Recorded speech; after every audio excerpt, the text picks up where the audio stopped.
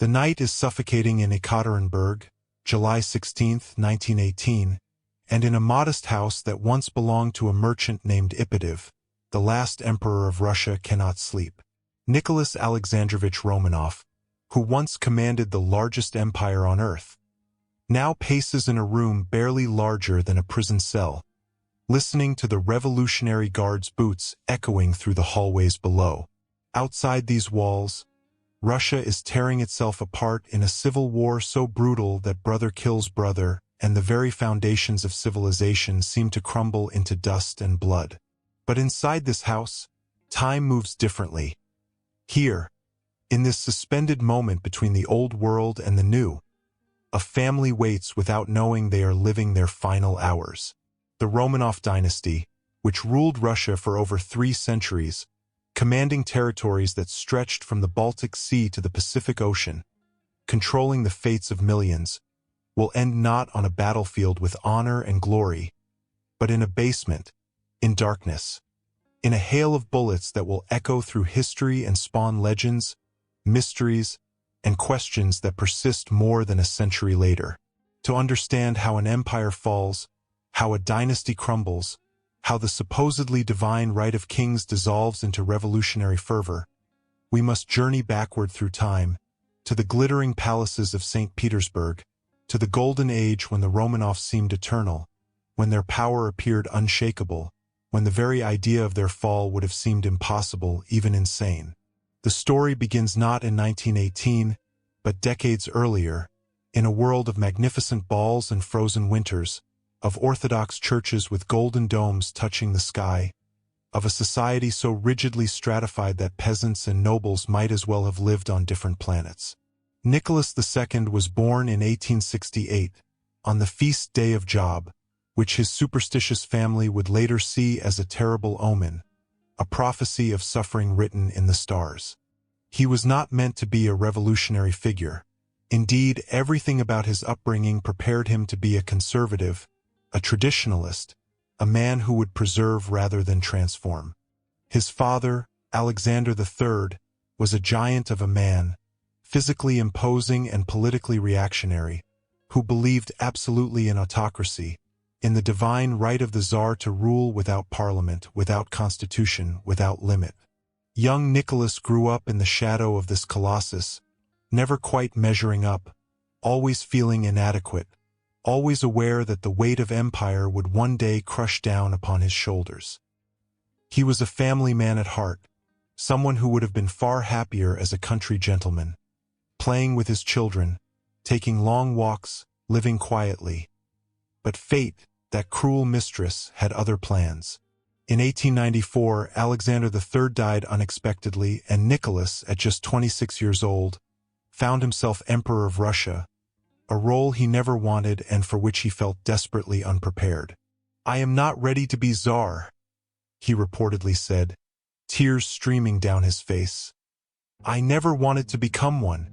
I know nothing of the business of ruling." But ready or not, the crown was his, the burden was his, and history would judge him not by his intentions but by his actions and failures.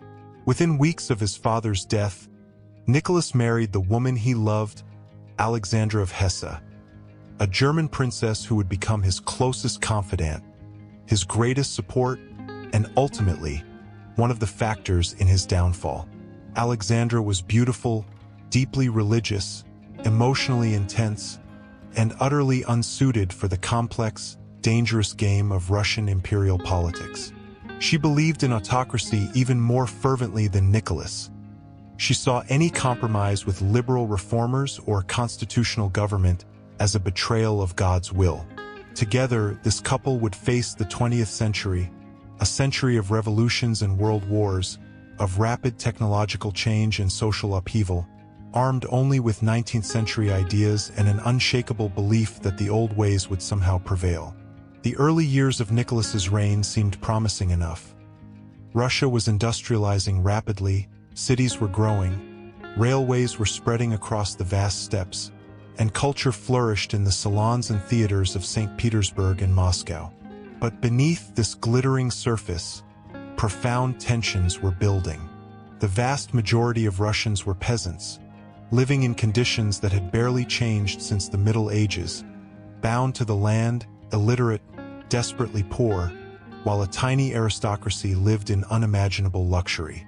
The emancipation of the serfs in 1861 had freed peasants from legal bondage but left them economically trapped, burdened with redemption payments for land they had always worked. Industrial workers in the growing cities faced brutal conditions: 12 or 14-hour workdays, dangerous factories, crowded slums, and wages that barely sustained life. Intellectuals and students, exposed to Western ideas of democracy and socialism, began to question whether autocracy was truly the best system for Russia. Revolutionary movements, though suppressed by the secret police, the Okhrana, were spreading underground, finding fertile soil in the grievances of workers and peasants. Nicholas's response to these challenges was to cling even more tightly to autocratic power, to resist any meaningful reform, to see any call for change as a threat to be crushed rather than a problem to be addressed. In 1896, during the coronation festivities, a tragedy occurred that many saw as an omen of the reign to come. At Kodinka Field near Moscow, where gifts and food were being distributed to celebrate the coronation, a stampede occurred in the massive crowd, and over 1,000 people were crushed to death. Nicholas was advised to cancel the evening celebration to show mourning and respect for the dead, but he chose to attend a ball at the French embassy instead, believing that diplomatic obligations outweighed public grief. This decision, seemingly small, damaged his reputation irreparably among many Russians, who began to see their Tsar not as a loving father of his people, but as a man disconnected from their suffering, more concerned with ceremony than compassion. The first major crisis of Nicholas's reign came in 1905, a year that would be remembered as the dress rehearsal for the revolution that would ultimately destroy him. Russia had gone to war with Japan in 1904, expecting an easy victory over an Asian power that European racism deemed inferior. Instead, the Russian military suffered humiliating defeats, losing battles on land and sea, culminating in the catastrophic destruction of the Baltic Fleet at Tsushima. The war exposed the incompetence and corruption of the Imperial government, the backwardness of Russian military technology, the inefficiency of command structures more concerned with aristocratic privilege than military effectiveness. As news of defeats reached home, discontent exploded. On January 9, 1905, a day that would become known as Bloody Sunday, a peaceful crowd of workers led by a priest named Father Gapon marched to the Winter Palace in St. Petersburg to present a petition to the Tsar, asking for better working conditions, an 8-hour workday, and a voice in government. They carried icons and portraits of the Tsar. They sang hymns and patriotic songs. They believed their little father, as they called the Tsar, would hear their pleas and help them. But Nicholas was not even at the palace that day, and the guards, nervous and poorly commanded, opened fire on the crowd. Hundreds were killed, perhaps over 1,000, the snow of Palace Square turning red with blood. The myth of the Tsar as the protector of his people died that day along with the protesters. Strikes erupted across Russia. Peasants seized land. The Navy mutinied, most famously on the battleship Potemkin. Revolutionary councils called Soviets formed in cities, and for a few terrifying months it seemed the empire might collapse. Nicholas was forced to make concessions. In October 1905, he issued a manifesto promising civil liberties, establishing an elected parliament called the Duma, and moving Russia toward constitutional monarchy. Many thought this was the beginning of a new era, that Russia would follow the path of Britain, becoming a democracy while retaining the monarchy as a symbol and figurehead. But Nicholas had no intention of truly sharing power. He saw the October Manifesto as a temporary retreat, a tactical concession forced by circumstance, not a genuine embrace of reform. Once the immediate crisis passed, he and his ministers worked systematically to undermine the Duma, to restrict voting rights, to ensure that the parliament had little real power. The fundamental laws issued in 1906 made clear that the Tsar remained an autocrat who merely consulted with representatives rather than being bound by them. This half-hearted reform satisfied no one. Liberals felt betrayed by the continued autocracy, while conservatives felt the Tsar had given away too much. Russia entered a period of uneasy stability, where the forms of constitutional government existed but the reality of autocratic power remained. During these years, another figure entered the Romanov story, a figure who would become legendary, mysterious, and ultimately inseparable from the dynasty's fall: Grigory Rasputin. This Siberian peasant, self-proclaimed holy man, magnetic personality, and controversial healer entered the imperial family's inner circle in 1905 and would remain there until his death in 1916. Rasputin's hold over the imperial family, particularly Alexandra, came from his apparent ability to help their son, Alexei, the heir to the throne, who suffered from hemophilia, a terrible disease where blood does not clot properly and any injury could be fatal. Several times, when Alexei seemed near death, Rasputin would arrive, pray, speak to the boy, and the bleeding would stop. Whether this was hypnosis, coincidence, the calming effect of his confidence on the anxious child, or something more mysterious, we may never know. But for Alexandra, it was a miracle, proof that Rasputin was a man of God, sent to save her son and guide Russia. She came to trust Rasputin's advice not just on Alexei's health but on politics, on appointments of ministers, on policy decisions, even on military strategy during the war that was coming. Nicholas, more skeptical but devoted to his wife and desperate to save his son, allowed Rasputin's influence to grow. To the Russian public and aristocracy, Rasputin became a symbol of everything wrong with the imperial court.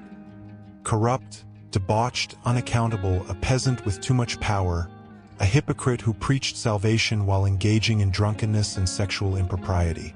Stories circulated, many exaggerated or invented, of Rasputin's orgies, his manipulation of the empress, his control over the Tsar. Whether true or false, these stories destroyed what remained of the monarchy's prestige. Aristocrats, politicians, and even members of the imperial family came to believe that as long as Rasputin lived, Russia could not be saved. But we are getting ahead of ourselves. Before Rasputin's dramatic end, another catastrophe had to unfold, one that would shake the entire world and seal the Romanovs' fate. In the summer of 1914, after the assassination of Archduke Franz Ferdinand in Sarajevo, the complex alliance systems of Europe began to activate like a doomsday machine. Russia, as the protector of Slavic peoples and allied with France, mobilized to defend Serbia against Austria-Hungary. Germany, allied with Austria-Hungary and fearful of fighting a two-front war, declared war on Russia and France. Britain entered to defend Belgium and honor its own alliances. Within weeks, Europe had stumbled into a war that would kill millions, destroy empires, and transform the world forever. For Russia, World War I was a disaster from the beginning. The army was massive but poorly equipped, poorly led, poorly supplied. Russian industry could not produce enough rifles, ammunition, artillery shells. Soldiers sometimes went into battle without weapons, told to pick up guns from fallen comrades. In the early battles, entire armies were encircled and captured. The Battle of Tannenberg in 1914 saw nearly 100,000 Russian soldiers captured and 50,000 killed in a catastrophic defeat. Yet Russia's resources were so vast, its population so large, that it could absorb losses that would have broken other nations and still continue fighting. In 1915, Nicholas made perhaps his most fateful decision. He took personal command of the army, leaving Petrograd, as St. Petersburg had been renamed to sound less German, to live at military headquarters, hundreds of miles from the capital. This decision was opposed by virtually everyone around him, from his ministers to his generals to his mother. They warned him that by taking command, he would be personally blamed for every defeat, every setback, every casualty. But Nicholas, feeling that his duty as autocrat required him to lead his troops, that his presence would inspire them to victory, refused to listen. His departure left Alexandra effectively in charge of the government, with Rasputin as her most trusted advisor, a situation that horrified the educated and politically aware classes. Ministers were appointed and dismissed based on Rasputin's recommendations. Competent officials were replaced by incompetent ones whose only qualification was loyalty to the holy man. Policy became chaotic and contradictory.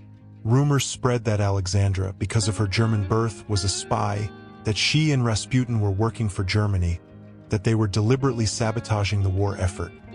These rumors were false, but in the fog of war and conspiracy, they gained widespread belief. By 1916, Russia was suffering terribly. Millions had died in the war, millions more were wounded or captured. Refugees fled the advancing German army. Food shortages appeared in cities as the railway system, strained by military transport, failed to distribute supplies effectively. Inflation soared. Bread lines grew longer. Strikes erupted in factories. Soldiers at the front began to question why they were fighting, who they were fighting for, whether their sacrifices meant anything. The Duma, filled with men who still hoped to save the monarchy through reform, pleaded with Nicholas to grant responsible government, to appoint ministers who had the confidence of Parliament rather than just the confidence of the Tsar and his wife. Nicholas refused. He saw these pleas as an attack on his autocratic power, as disloyalty, as weakness. By the end of 1916, even conservative aristocrats and relatives of the imperial family had concluded that something had to be done, that Rasputin had to be removed to save the monarchy. On the night of December 16, 1916, a group of conspirators led by Prince Felix Yusupov and Grand Duke Dmitry Pavlovich invited Rasputin to Yusupov's palace, fed him cakes and wine laced with cyanide, and when the poison inexplicably failed to kill him, shot him, beat him, and threw his body into the Neva River where he finally drowned. The murder of Rasputin was meant to save the monarchy, to remove the malign influence that was destroying the imperial family's reputation. Instead, it accomplished nothing. Alexandra mourned Rasputin as a saint. Nicholas retreated further from reality. The government continued to flounder, and the revolutionary forces gathering in Russian society were far beyond the point where removing one man, however influential, could change anything. The winter of 1916 to 1917 was brutal, with temperatures plunging far below freezing and blizzards paralyzing transportation. In Petrograd, bread shortages became acute. Workers spent hours in line for a single loaf, if they could get one at all. On February 23, 1917, International Women's Day, female textile workers walked off their jobs and marched through the streets demanding bread. The next day, more workers joined them. Strikes spread. Within days, hundreds of thousands were in the streets, and the protests evolved from economic demands to political ones, with crowds chanting "Down with the Tsar" and "Down with the war." Nicholas, at military headquarters, received reports of the unrest but dismissed them as minor disturbances that would be easily suppressed.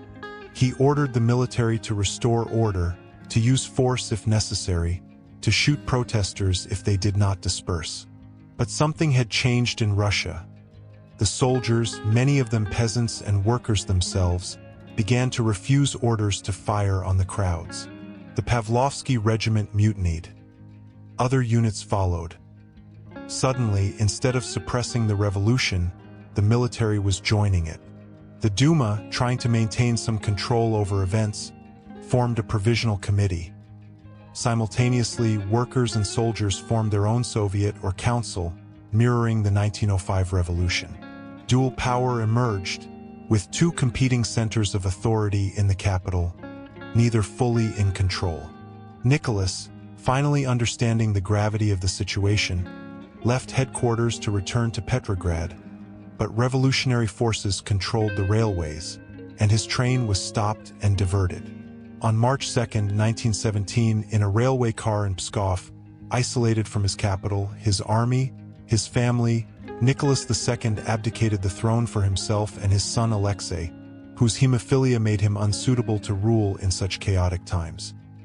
He passed the crown to his brother, Grand Duke Michael, but Michael, reading the mood of the country, refused to accept it unless offered by a constituent assembly. The Romanov dynasty, which had ruled Russia since 1613, which had survived peasant uprisings, palace coups, wars, and revolutions, came to an end not with a bang but with a whimper, not in battle but in a bureaucratic signing of documents in a railway car. Nicholas's abdication was met with jubilation in Petrograd. Crowds celebrated in the streets, tearing down imperial eagles and symbols, believing that a new age of freedom and democracy had dawned. The provisional government, led initially by Prince Lvov and later by Alexander Kerensky, promised elections, civil liberties, continuation of the war until victory. It was a government of liberals and moderate socialists who wanted Russia to become something like France or Britain, a parliamentary democracy. But the provisional government's authority was fragile, contested by the Petrograd Soviet, which had the loyalty of the workers and soldiers who had actually made the revolution. And lurking in the shadows, growing stronger every day, were the Bolsheviks, led by Vladimir Lenin, who wanted not democracy but socialist revolution, not reform but total transformation. Nicholas and his family, meanwhile, had been placed under house arrest at the Alexandra Palace in Tsarskoye Selo, outside Petrograd. The provisional government, despite pressure from more radical elements, treated the former Tsar relatively humanely. He was allowed to be with his family, to walk in the palace grounds, to live in comfort if not freedom.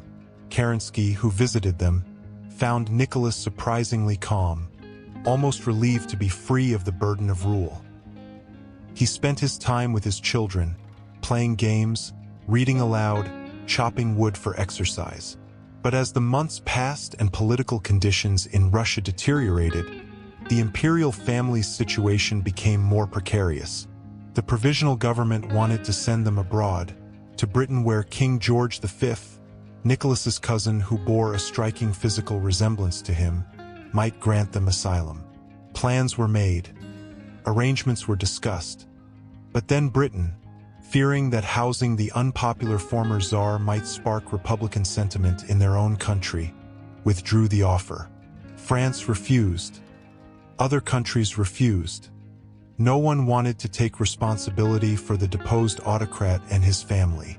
In August 1917, as the political situation in Petrograd became increasingly unstable, with the Bolsheviks growing stronger and the possibility of the former Tsar being freed by conservative forces seeming more real, Kerensky decided to move the family east, away from the capital, to the remote Siberian city of Tobolsk. The journey by train and then by riverboat was uncomfortable but not brutal. And in Tobolsk, for several months, the family lived in relative peace, housed in the governor's mansion, still guarded but able to maintain some semblance of normal life. Nicholas taught his son history. Alexandra embroidered. The daughters put on plays and concerts. They attended church services. They hoped, perhaps, that they might eventually be allowed to leave Russia, to retire to some quiet corner of Europe where they could live as private citizens. But these hopes were fantasies. The world outside their comfortable prison was transforming in ways that made their survival increasingly unlikely. In October 1917, using the old Russian calendar, or November by the Western calendar, Lenin and the Bolsheviks launched a coup in Petrograd, overthrowing the provisional government in what they called the Great October Socialist Revolution. Kerensky fled. The Winter Palace was stormed. And suddenly, Russia was under the control of a party that believed in class war, that saw the former Tsar not as a human being who had made mistakes but as a symbol of centuries of oppression that had to be destroyed. The Bolsheviks immediately began negotiating peace with Germany, a peace that would be finalized in the Treaty of Brest-Litovsk in March 1918, where Russia surrendered vast territories to end its involvement in World War I. But peace with Germany did not bring peace to Russia. Instead, civil war erupted between the Bolshevik Red Army and the anti-Bolshevik White Forces. A brutal conflict where atrocities were committed by all sides and millions would die from violence, famine, and disease. The imperial family, in distant Tobolsk, received news of these events with growing dread. In the spring of 1918, the Bolsheviks decided to move Nicholas, Alexandra, and their daughter Maria closer to Moscow, to the Ural mountain city of Yekaterinburg, a Bolshevik stronghold where the local Soviet was particularly radical and hostile to the monarchy. The rest of the children, including Alexei, who was too ill to travel, would follow later. The journey to Yekaterinburg was humiliating. The family was subjected to inspections, had their baggage searched for valuables, were treated not as former royalty but as prisoners and class enemies. When they arrived in Yekaterinburg in April 1918, they were taken to the Ipatov house, a substantial two-story building that had been requisitioned from its owner and converted into a prison, with high wooden fences built around it, windows whitewashed so no one could see in or out, guards posted at every point. The house was officially called the House of Special Purpose, a bureaucratic euphemism that masked its sinister function. In May, the rest of the children arrived, and the family was together again, but their conditions had deteriorated sharply. The guards were openly hostile, drawing obscene graffiti on the walls depicting Alexandra and Rasputin, making crude jokes, restricting the family's movements to just a few rooms, allowing only brief walks in a small courtyard under heavy supervision. Food was basic. The family had to survive on soldiers' rations. They had no privacy, with guards entering their rooms without knocking, watching them constantly, treating them with deliberate disrespect to demonstrate that the old social hierarchies were dead. Through all this, Nicholas maintained his dignity and composure, at least outwardly. His diary entries from these months are remarkable for their banality, describing the weather, what he read, small details of daily life, with almost no mention of their dire situation. Alexandra, more emotional and less accepting, suffered deeply. Her health, never robust, declined further. She developed sciatica and could barely walk. The children tried to keep their spirits up. They put on brave faces, entertained each other with stories and games, clung to hope even as hope became increasingly irrational. Anastasia, the youngest daughter, nearly 17, retained her sense of humor. Olga, the oldest at 22, was more somber, more aware of their danger. Tatiana was her mother's support, helping with Alexei, organizing their limited household.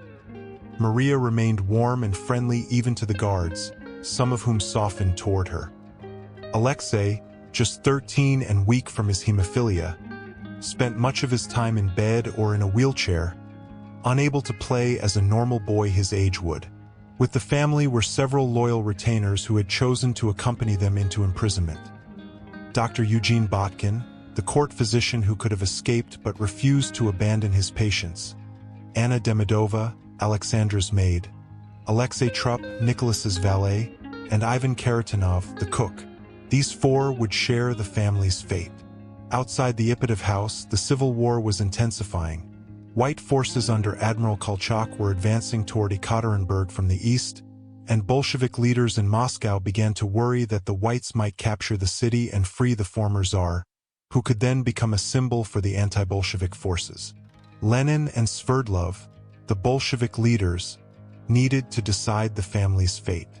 Should they be put on trial publicly, as some wanted, which would expose Bolshevik judicial processes to scrutiny and might create sympathy for the family? Should they be moved further east, away from the advancing Whites, a difficult and risky operation? Or should they be eliminated quickly and quietly, so they could never be used as symbols by the Bolsheviks' enemies? The evidence suggests that Lenin authorized the execution, though the exact chain of command and decision-making process remains debated by historians. What is certain is that on July 16, 1918, Yakov Yurovsky, the commandant of the Ipatov house, received orders to kill the imperial family. He spent the day making preparations, requisitioning a truck, selecting a squad of executioners from the guards, identifying a suitable location in the basement where the sounds would be contained. That evening, nothing seemed unusual. The family followed their normal routine, had their simple dinner, spent the evening together, prepared for bed. Around midnight, Yurovsky woke them. telling them that there was unrest in the city, that they needed to move to the basement for their safety. The family, accustomed to obeying their captors, dressed and gathered in the downstairs room, a semi-basement chamber about 20 feet by 17 feet. Nicholas carried Alexei, who was too weak to walk. Alexandra and the girls followed.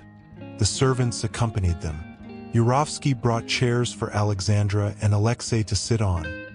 The others stood or sat on the floor. Nicholas asked, "What are we going to do?" Yurovsky replied, "We are going to take a photograph of you." They arranged themselves, Nicholas standing protectively near his family, Dr. Botkin beside him, the daughters behind their mother, the servants to the side, waiting for the photographer who would never come. Then Yurovsky opened the door and the execution squad entered, 11 men carrying revolvers, their faces showing various expressions: determination, fear, excitement, hesitation. Yurovsky read from a piece of paper, announcing that the Ural Soviet had decided to execute them. Nicholas, confused, started to say, What? Before Yurovsky shot him point-blank in the chest. The room exploded in gunfire and screams. Bullets ricocheted off the walls. Smoke filled the confined space. The family and servants fell under the hail of fire, but death did not come quickly. The daughters and Alexandra had sewn jewels into their clothing, diamonds and other gems meant to provide funds if they ever escaped. And these jewels acted as improvised armor, deflecting some bullets. The executioners, panicking, fired wildly. Some bullets hit other executioners. Chaos reigned. When the shooting finally stopped, some of the victims were still alive, moaning or crying. The executioners used rifle butts and bayonets to finish them, a brutal, messy conclusion to the dynasty. Yurovsky checked each body to ensure they were dead. The entire massacre had taken about 20 minutes, though it must have felt like an eternity to those dying in that basement. The bodies were loaded onto a truck and driven to a forest clearing called Gonina Yama, where Yurovsky's squad attempted to dispose of them, first by burning, then by throwing them down a mine shaft, then, when that proved unsatisfactory, by moving them to another location, burying them in a shallow grave, and destroying the faces and bodies with sulfuric acid to prevent identification. The next day, Yurovsky reported to his superiors that the execution had been carried out. The Bolshevik government initially announced only that Nicholas had been executed, claiming the family had been moved to a safe location. This lie was maintained for years. When white forces captured Yekaterinburg days later, they found the blood-stained basement, evidence of the massacre, but no bodies. An investigation was launched, evidence was collected, but the Civil War's chaos prevented a thorough inquiry. For decades, the fate of the Romanovs remained shrouded in mystery and speculation. Rumors spread that one or more of the daughters had survived. Numerous women claimed to be Grand Duchess Anastasia or Maria, with the most famous being Anna Anderson, who maintained her claim until her death in 1984. These stories captured public imagination, inspiring books, films, and endless fascination. The idea that somehow, against all odds, innocence had survived the revolution's brutality was emotionally compelling, even if evidence suggested otherwise. In 1979, two amateur historians, Alexander Avdenin and Jelly Ryabov, located what they believed to be the burial site of the Romanovs, but they kept their discovery secret until the Soviet Union began to collapse. In 1991, after the Soviet fall, the grave was officially excavated, revealing 9 bodies. Forensic examination confirmed they were the Romanovs and their servants, with 2 bodies missing: Alexei and one of the daughters, likely Maria or Anastasia. This discovery finally provided physical evidence of the massacre, though it also kept alive hope that perhaps 2 had survived. In 2007, another grave was discovered near the first, containing the remains of 2 individuals. Forensic testing confirmed these were Alexei and the missing daughter, finally accounting for all 11 victims. DNA testing, comparing the remains to living relatives of the Romanovs, provided conclusive proof of their identities. In 1998, the remains from the first grave were given a state funeral in St. Petersburg and interred in the Peter and Paul Cathedral alongside other Russian emperors. In 2018, after years of additional testing and church deliberation, the Russian Orthodox Church accepted the authenticity of all the remains. The Romanov family was canonized as passion bearers by the Russian Orthodox Church in 2000, recognized not as saints who performed miracles but as people who faced suffering and death with Christian dignity and humility. The fall of the Romanovs was not simply the end of one family or even one dynasty. It was the violent conclusion of an entire social and political order, the Tsarist autocracy that had defined Russia for centuries. The execution in that basement in Yekaterinburg was both a crime and a symbol, a brutal act of violence against defenseless people who were also representatives of a system that had oppressed millions. The debates about the Romanovs continue to this day. Were they villains or victims? Was Nicholas a weak, incompetent ruler whose failures caused untold suffering? Or was he a decent man overwhelmed by historical forces beyond any individual's control? Was Alexandra a manipulative German spy or a devoted mother trying to save her son? Were the children, who had no choice in their birth or position, not entirely innocent victims of their parents' failures and history's cruelty? These questions have no simple answers. What is undeniable is the tragedy of their end, the horrific nature of their deaths, the deliberate destruction not just of bodies but of an entire worldview that believed in divine right, inherited privilege, and eternal hierarchy. The Bolsheviks who ordered and carried out the execution believed they were eliminating not just people but the symbols of oppression, making impossible any restoration of the old order.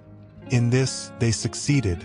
The Romanovs would never rule Russia again, and the constitutional monarchy that might have emerged from the 1917 February Revolution died with them in that basement. But the cost of this symbolic destruction was immense. The civil war that followed the Bolshevik takeover killed millions, far more than had died in all the Romanov reigns combined. Stalin's purges, collectivization, and camps would kill tens of millions more.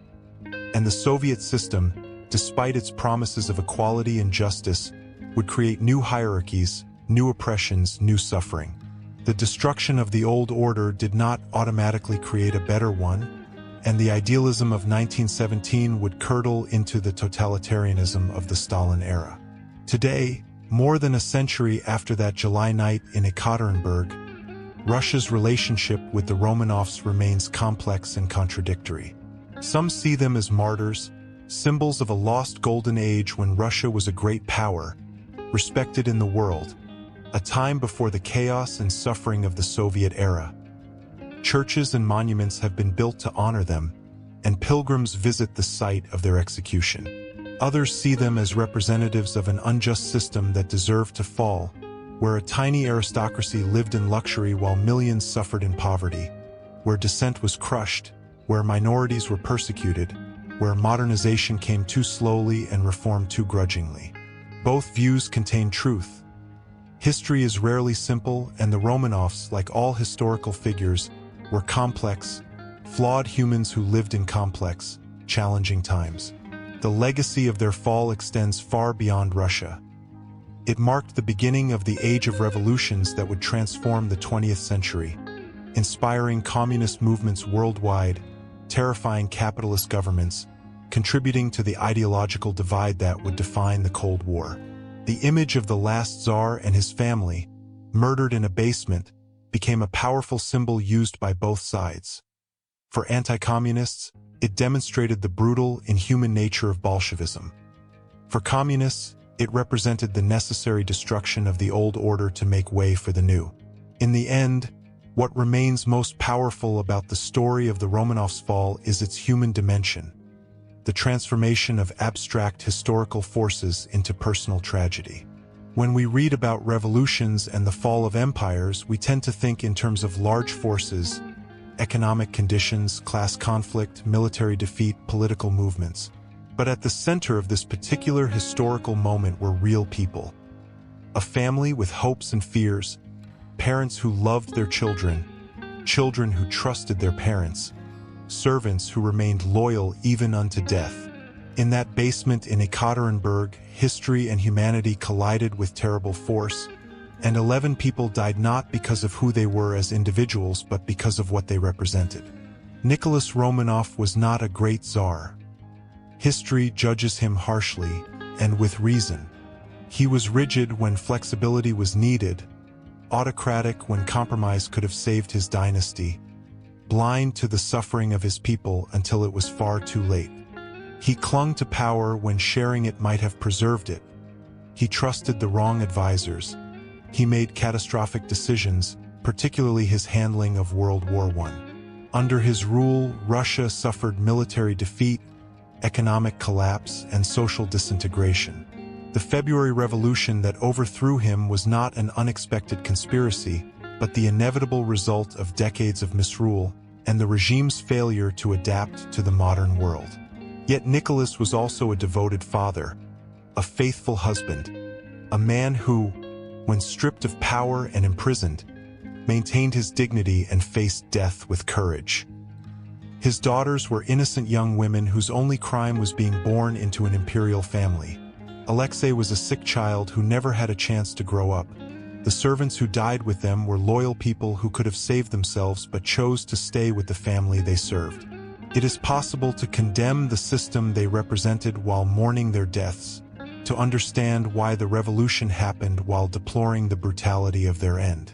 The night of July 16, 1918, in Yekaterinburg, was both an ending and a beginning. It ended more than 3 centuries of Romanov rule, ended the possibility of constitutional monarchy in Russia, ended the lives of 11 people in a horrific massacre. But it also began the Soviet era with all its complexities, its achievements and crimes, its transformation of Russia from an agricultural empire into an industrial superpower at tremendous human cost. The shadows cast by that night reach into our present day, shaping how we think about revolution and reaction, violence and necessity, the past and the future. To truly understand the fall of the Romanovs, we must examine not just the final moment of execution but the entire arc of decline that made that moment possible, even inevitable. The seeds of destruction were planted long before Nicholas took the throne, in the very structure of the Russian Empire itself, an empire built on contradictions that could not be sustained indefinitely. Russia in the 19th century was a paradox. A European great power that was fundamentally different from other European powers, a modernizing state still clinging to medieval social structures, an empire that ruled over dozens of ethnic groups while being governed by a narrow German-Russian aristocracy, a country with world-class literature and culture where the majority of the population was illiterate. The emancipation of the serfs in 1861 by Alexandra II, Nicholas's grandfather, was meant to modernize Russia, to create a free peasantry that could become prosperous farmers and workers. Instead, it created a rural population that was legally free but economically trapped, given land but burdened with redemption payments that kept them in poverty. The rapid industrialization that began in the 1890s under the guidance of finance ministers like Sergei Wick created a new industrial working class, concentrated in large factories in cities like St. Petersburg and Moscow, living in overcrowded conditions, working long hours for low wages, and exposed to radical political ideas from socialist and anarchist intellectuals. This industrial working class had no tradition of deference to authority, no loyalty to the Tsar, no investment in the existing system. They were a revolutionary class waiting for the spark that would ignite them. The intelligentsia, that uniquely Russian phenomenon of educated people who felt alienated from both the government and the masses, produced generations of revolutionaries who developed increasingly radical theories about how to transform Russia. Some believed in gradual reform through education and legal change. Others believed in terrorism and assassination. Still others, like Lenin and the Bolsheviks, believed in disciplined revolutionary organization that would seize power and use state authority to restructure society completely.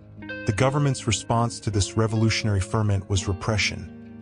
The secret police, censorship, exile to Siberia, executions, restrictions on universities and publications. This repression sometimes worked to contain revolutionary activity but also radicalized those who were repressed, creating a cycle of violence and counter-violence that made compromise increasingly difficult. Nicholas and Alexandra, tragically, were the wrong people at the wrong time. They were personally unsuited to navigate these treacherous waters, and their deepest beliefs made them incapable of the flexibility and vision that might have saved them. Alexandra's religiosity, which might have been a private virtue, became a political liability when combined with her influence over Nicholas and her trust in Rasputin. She genuinely believed that autocracy was ordained by God, that any limitation on the Tsar's power was sinful, that Russia's salvation lay not in reform but in returning to an idealized past of faith and obedience.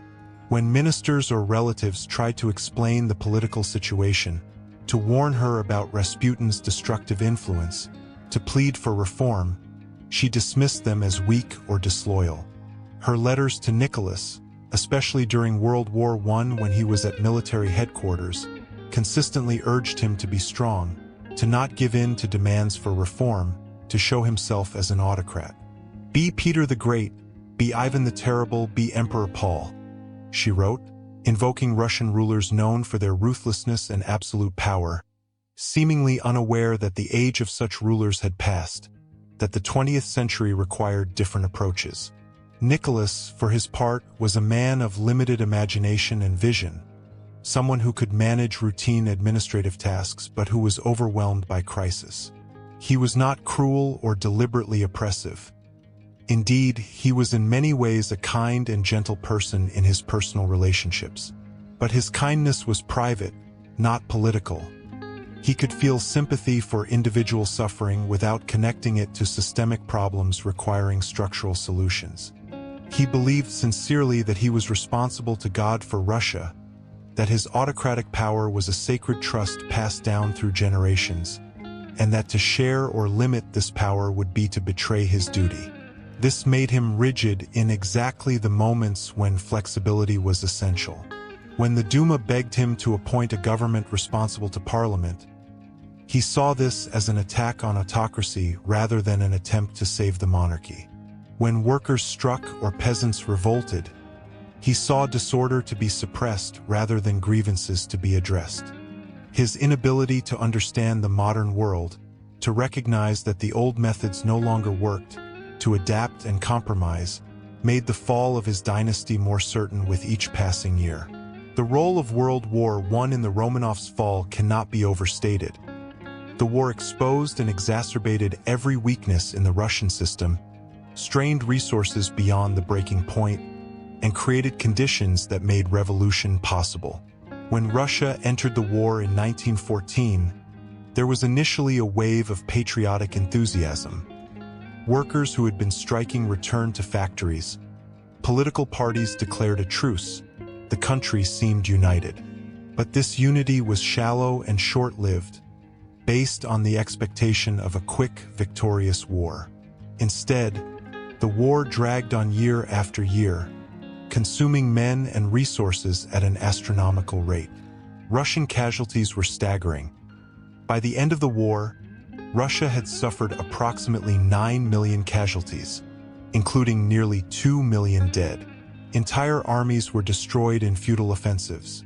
The Brusilov offensive of 1916, initially successful, eventually cost Russia nearly 2 million men killed, wounded, or captured. The soldiers who fought these battles were overwhelmingly peasants, conscripted from villages, given minimal training, and sent to die in battles they did not understand for causes that meant nothing to them. As the casualty lists grew and the war seemed endless, soldiers began to question their commanders, their government, and ultimately the Tsar himself. Why were they dying? Who was benefiting? Why should they fight to defend a government that had done nothing for them? These questions, whispered in trenches and barracks, were revolutionary seeds planted in fertile soil.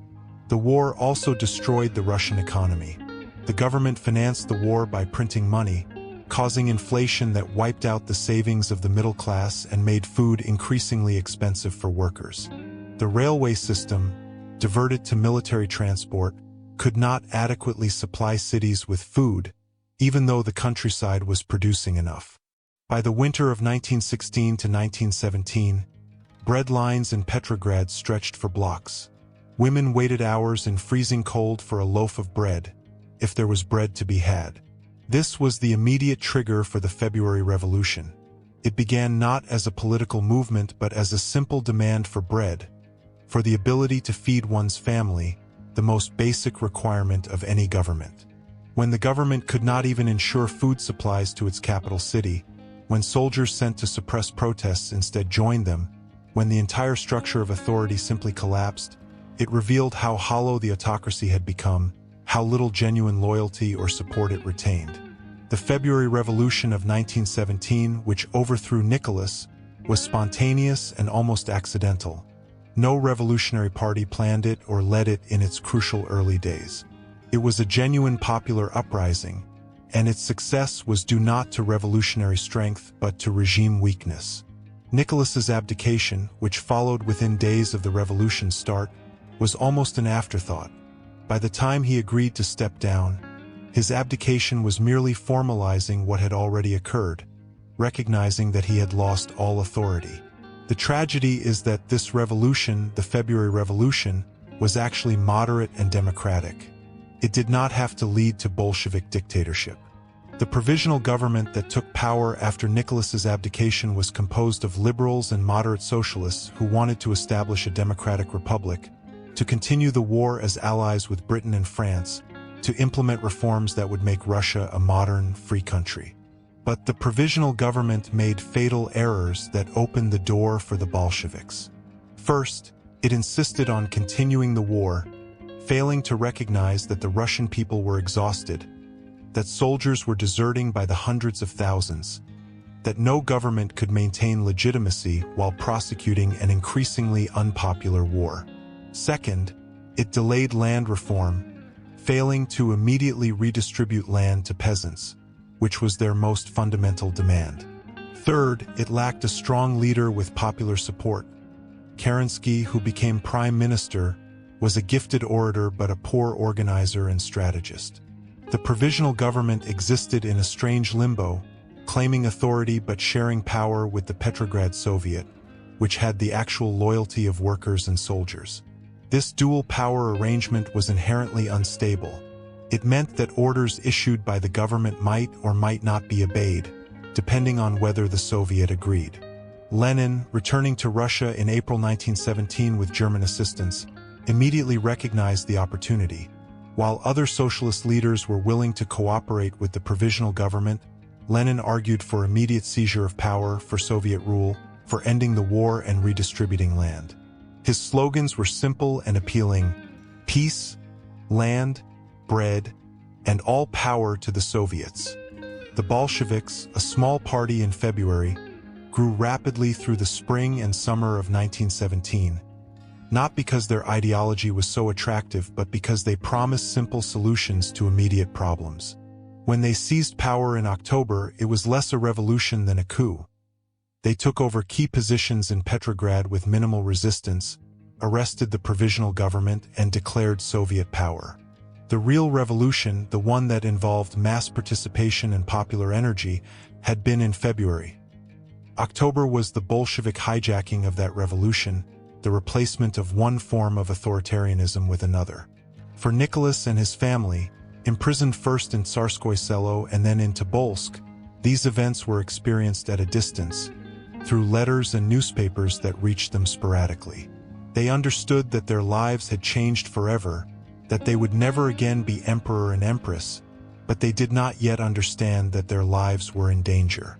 In their isolation, they created a small world of routine and normalcy, teaching the children, reading together, maintaining the rituals of family life.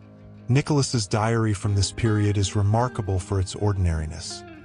He records the weather, what books he read, what games they played, with only occasional mentions of the larger political situation. This could be seen as denial, an inability to face reality. Or it could be seen as a kind of courage, a determination to maintain dignity and humanity in circumstances beyond one's control. Alexandra was less successful at maintaining composure. Her letters reveal her anger at the revolution, her belief that the Russian people had been led astray by traitors and Jews, a theme of her correspondence that reveals the anti-Semitism common among Russian aristocracy. She clung to hope that loyal forces would rescue them, that the Constituent Assembly would restore the monarchy, that somehow the nightmare would end. These hopes were illusions. Russia was moving away from monarchy, not toward it, and the forces that might have rescued them were either too weak, too distant, or too disorganized to act. When the family was moved to Yekaterinburg in April 1918, the change in their circumstances was dramatic and ominous. The guards in Tobolsk had been relatively respectful, even sympathetic. Some had been won over by the children's youth and innocence, by Nicholas's quiet dignity. But the guards in Yekaterinburg were hardened Bolsheviks who saw the family not as people but as symbols of oppression. The commandant before Yurovsky, Alexander Avdiyev, was a crude man who allowed and even encouraged the guards to humiliate the family. The graffiti on the walls of the Ipatiev house, depicting Alexandra in sexual acts with Rasputin, was deeply offensive and meant to demean and degrade. The family's response to this treatment varied. Nicholas maintained his composure, reading and smoking, never complaining or protesting.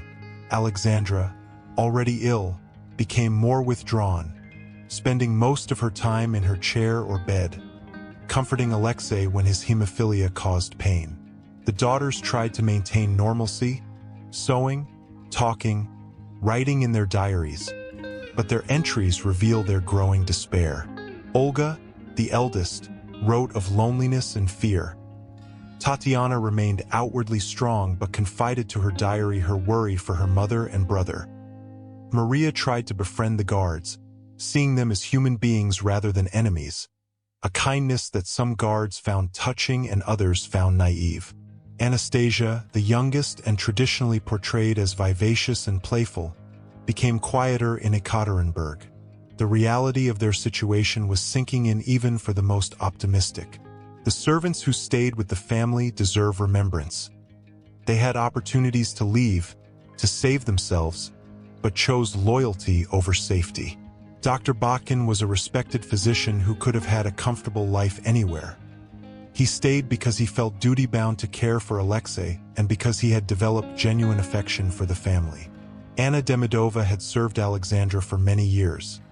She could have returned to her own family but stayed, sharing the cramped quarters and limited food, maintaining the routines of service even in imprisonment. Trupp and Karatanov, the valet and cook, similarly chose to remain, preserving some dignity and normalcy for the family in their final months. When they died alongside the family, they died as martyrs to loyalty, a virtue that seems almost anachronistic in our cynical age but which deserves honor nonetheless. The decision to execute the family was made in Moscow by Lenin and the Central Bolshevik leadership, though the exact details remain somewhat murky due to the destruction of documents and the secretiveness of the Soviet government. What seems clear is that by July 1918, with white forces approaching Yekaterinburg, the Bolsheviks faced a dilemma. They could not allow the family to be freed and used as a symbol by the whites, but they also could not easily transport them deeper into Bolshevik territory with the military situation so fluid. Execution was the simplest solution, the one that permanently eliminated the problem. Yurovsky, who took over as commandant shortly before the execution, was chosen precisely because he was competent and ruthless, someone who would carry out orders without hesitation or mercy. His preparations on July 16th were methodical. Selecting the execution squad, preparing the basement room, arranging for the disposal of bodies. He did not tell the squad what they would be doing until the last moment, perhaps fearing that some might refuse or that word might leak. The execution itself, as described earlier, was chaotic and brutal. Not the clean, quick deaths that executioners might have intended, but a prolonged horror of gunfire, screams, and desperate violence. The disposal of the bodies was equally bungled. Yurovsky's team attempted to burn them completely but lacked sufficient fuel. They tried to throw them down a mine shaft but worried they might be discovered. Finally, they buried them in two separate graves, using acid to make the bodies unidentifiable, a desecration that seemed to reflect the Bolsheviks' determination to erase the Romanovs from history. For decades, the Soviet government maintained the fiction that only Nicholas had been executed, that the family had been moved elsewhere. This lie served multiple purposes. It avoided international condemnation for killing women and children. It kept alive uncertainty that prevented the Romanovs from becoming martyrs. And it allowed the government to use the family as potential hostages or bargaining chips in negotiations. When the truth finally emerged, first in fragments and rumors, then through the investigations by white forces, and finally through the discovery of the bodies decades later, it confirmed what many had suspected but hoped was not true. That the entire family had been murdered in cold blood, that the revolution had devoured not just the Tsar but his innocent children. The historical debate about the execution continues.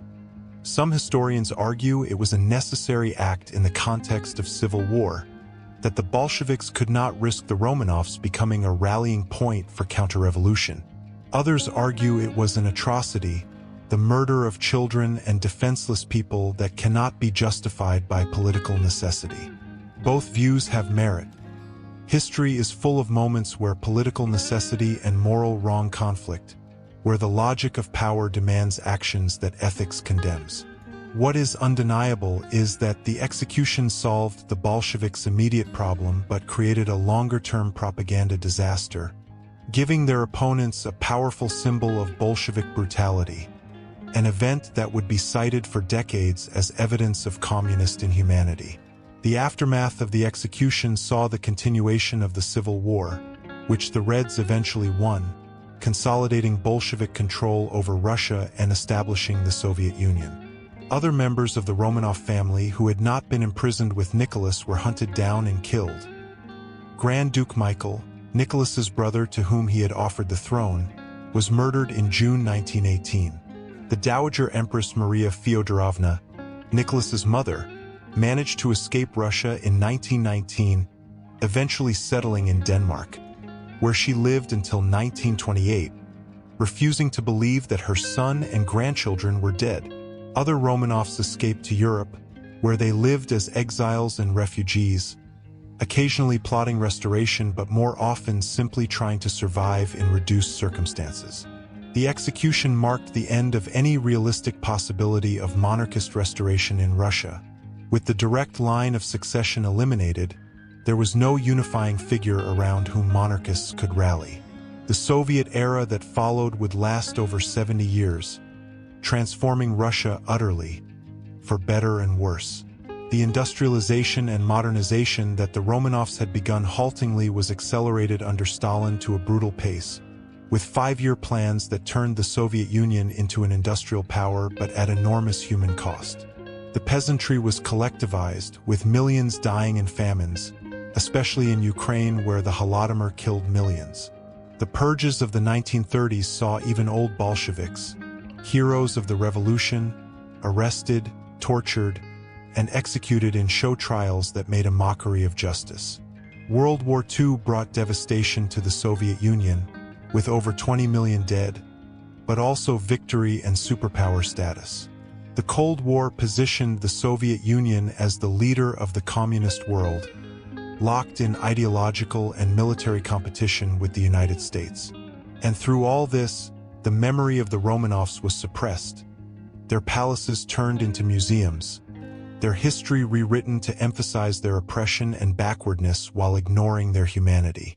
Only after the Soviet Union collapsed in 1991 could Russians begin to reassess the Romanovs, to see them as more than cartoon villains, to recognize the complexity of their story. The rehabilitation of the Romanovs in post-Soviet Russia has been controversial. For some, it represents a necessary correction, a recognition that they were human beings who deserved basic dignity and that their murder was wrong regardless of political context.